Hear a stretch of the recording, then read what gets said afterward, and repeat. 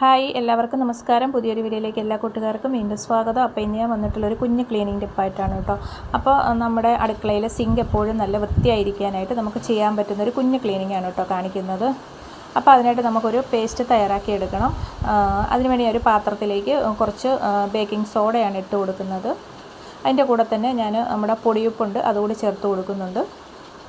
ഒരു 1.5 സ്പൂൺ പൊടിയുപ്പും കൂടെ ചേർത്ത് കൊടുക്കുന്നുണ്ട്. ഇനി നമുക്ക് വേണ്ടത് വിനാഗിരിയാണ്. അപ്പോൾ ഇതിലേക്ക് കുറച്ച് വിനാഗിരി കൂടെ നമുക്ക് ചേർത്ത് കൊടുക്കാം.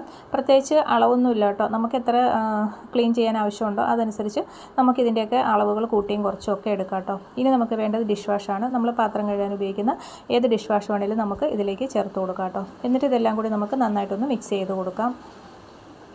ഇത്രയേ ഉള്ളൂ കേട്ടോ. നമ്മുടെ കിച്ചണിലുള്ള സാധനങ്ങൾ വെച്ചിട്ട് നമുക്ക് ഈസി ആയിട്ട് റെഡിയാക്കാൻ പറ്റുന്ന ഒരു പേസ്റ്റ്, ഒരു ലിക്വിഡാണ് കേട്ടോ ഇത്. ഇനി നമ്മൾ ക്ലീൻ ചെയ്യാനുള്ള നമ്മുടെ കിച്ചൺ സിങ്കിലേക്ക് ഇത് എല്ലാ ഭാഗത്തും ആകുന്ന രീതിയിൽ ഒന്ന് ഒഴിച്ചു കൊടുക്കാം കേട്ടോ. അതിൻ്റെ ഉള്ളിലും അതിൻ്റെ ആ ഒരു ഡ്രെയിനേജ് ഹോളിലും സൈഡ് വഴി എല്ലാ ഭാഗത്തും നന്നായിട്ടൊന്ന് ഒഴിച്ചു കൊടുക്കാം കേട്ടോ. എന്നിട്ട് നമുക്ക് ഇതുപോലെ ഒരു സ്പോഞ്ച് വെച്ചിട്ട് നന്നായിട്ടൊന്ന് തേച്ച് കൊടുക്കാം കേട്ടോ എല്ലാ ഭാഗത്തും. നമ്മൾ ഇതുപോലെയുള്ള സ്പോഞ്ചോ അല്ലെങ്കിൽ പ്ലാസ്റ്റിക്കിൻ്റെ ബ്രഷൊക്കെ ഉണ്ടാവില്ല, അതൊക്കെ വെച്ചിട്ട് നമ്മൾ കിച്ചൺ സിങ്ക് ക്ലീൻ ചെയ്യുന്നതാണ് കേട്ടോ നല്ലത്. കാരണം നമ്മൾ സ്റ്റീലിൻ്റെ സ്ക്രബ്ബറൊക്കെ ഉപയോഗിക്കുകയാണെങ്കിൽ നമ്മുടെ കിച്ചൺ സിങ്കിൽ പോറലൊക്കെ വീഴും. അതുപോലെ അന്നേരം അതിൻ്റെ ഉള്ളിൽ അഴുക്കൊക്കെ കയറി ഇരുന്നിട്ട് പിന്നെ അത് കഴുകിയാലൊന്നും പോകത്തൊന്നും, അതിൻ്റെ ഉള്ളിൽ പിടിച്ചിരുന്നാൽ പോകാനായിട്ടൊക്കെ വലിയ പാടാണ്.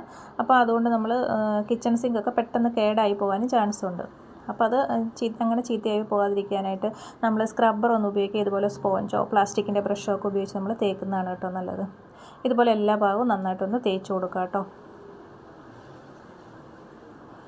പിന്നെ ഇത് ഡെയിലി ചെയ്യുന്നൊരു ക്ലീനിങ് അല്ല കേട്ടോ. നമ്മൾ ആഴ്ചയിൽ ഒരിക്കൽ അല്ലെങ്കിൽ 2 ആഴ്ച കൂടുമ്പോൾ ഒക്കെ നമുക്കിതൊന്ന് ചെയ്താൽ മതി കേട്ടോ.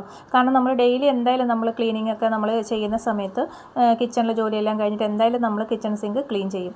ആ സമയത്ത് നമ്മൾ ഉപയോഗിക്കുന്ന ഡിഷ് വാഷോ നമ്മൾ ഏതാണോ ഉപയോഗിക്കുന്നത് അതിട്ട് എന്തായാലും നമ്മൾ ക്ലീൻ ചെയ്യുന്നതുകൊണ്ട് അധികം അഴുക്കൊന്നും പറ്റിപ്പിടിച്ചിരിക്കാനുള്ളൊരു ചാൻസ് ഇല്ല.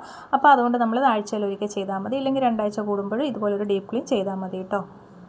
അതുപോലെ തന്നെ നമ്മൾ ഇതിനകത്ത് ഇങ്ങനെ ഈ ഡ്രെയിനേജ് രീതി വെച്ചിരിക്കുന്ന ഈ ഒരു സ്ട്രെയിനർ ഉണ്ടല്ലോ, അത് മിക്കവരുടെയും വീടുകളിലുണ്ടാവും. അത് നന്നായിട്ടൊന്ന് ക്ലീൻ ചെയ്തെടുക്കണം, അല്ലെങ്കിൽ അതിൻ്റെ അടിഭാഗത്തൊക്കെ അഴുക്കൊക്കെ പിടിച്ചിരിക്കാനുള്ളൊരു ചാൻസ് ഉണ്ട്. ഈ ഹോളിൻ്റെ സൈഡുകളിലൊക്കെ നന്നായിട്ട് അഴുക്ക് പിടിച്ചിരിക്കും. അതുമൊക്കെ നമുക്ക് ഈ ബ്രഷ് വെച്ചിട്ട് നന്നായിട്ടൊന്ന് തേച്ച് കൊടുത്ത് ഇതുപോലെ കഴുകിയെടുത്താൽ മതി കേട്ടോ. അപ്പോൾ ഇത്രയേ ഉള്ളൂ കേട്ടോ. നമുക്ക് ഈസി ആയിട്ട് നമ്മുടെ അടുക്കളയിലുള്ള സാധനങ്ങൾ വെച്ചിട്ട് തന്നെ നമുക്കിത് നല്ല വൃത്തിയാക്കി ക്ലീൻ ചെയ്ത് എടുക്കാൻ പറ്റും കേട്ടോ. അപ്പോൾ നമ്മുടെ ക്ലീനിങ് കഴിഞ്ഞു കേട്ടോ. നല്ല വൃത്തിയായിട്ടുണ്ട് നമ്മുടെ കിച്ചൺ സിങ്ക്, നല്ല അടിപൊളിയായിട്ട് വെട്ടി തിളങ്ങുന്നുണ്ട്. അപ്പോൾ എല്ലാവരും ഈ ടിപ്പ് ഒന്ന് ട്രൈ ചെയ്ത് നോക്കൂ കേട്ടോ. കിച്ചൺ സിങ്ക് നന്നായിട്ട് വെട്ടി തിളങ്ങും കേട്ടോ. അപ്പോൾ ഇത്രയുള്ള വീഡിയോ ഇഷ്ടപ്പെട്ടാൽ ഒന്ന് ലൈക്ക് ചെയ്യുക. അതുപോലെ ആദ്യമായിട്ട് കാണുന്ന കൂട്ടുകാരുണ്ടെങ്കിൽ ഒന്ന് സബ്സ്ക്രൈബ് ചെയ്ത് സപ്പോർട്ട് കൂടി ചെയ്യണം കേട്ടോ. അടുത്ത വീഡിയോ ആയിട്ട് വീണ്ടും കാണാം.